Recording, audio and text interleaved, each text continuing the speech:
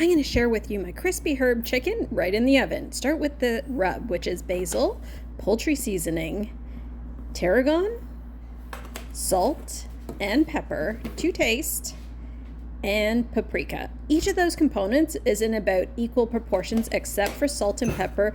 Put that in to your liking. Make sure you mix this really well because you might have clumps and lumps from your spices. Once you've got that mixed well, step 2.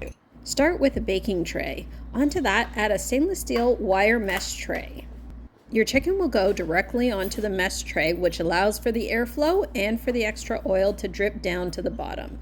Put your chicken quarters directly onto this to season. Season the top generously.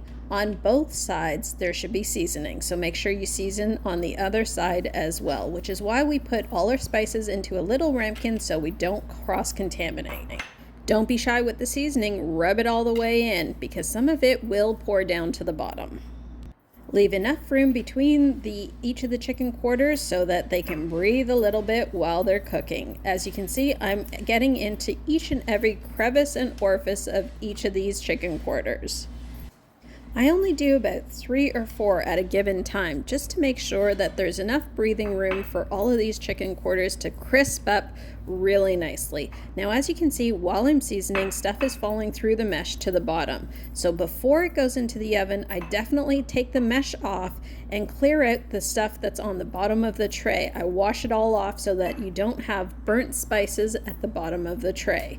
Once you're happy that the chicken quarters are well coated, it's time to remove all the seasoning that's propped onto the tray. Now don't throw it out, put it back into the ramekin and I'll show you where you're going to use it again. Remove the mesh tray and put it over a cutting board. Now spray with a little oil.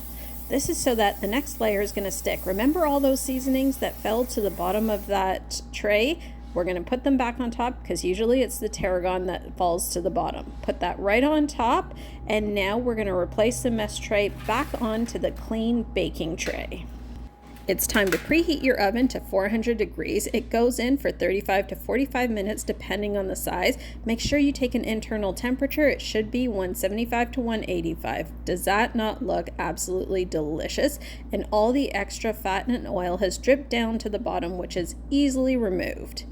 So good, so delicious, so packed full of flavor. Subscribe for so many more easy recipes.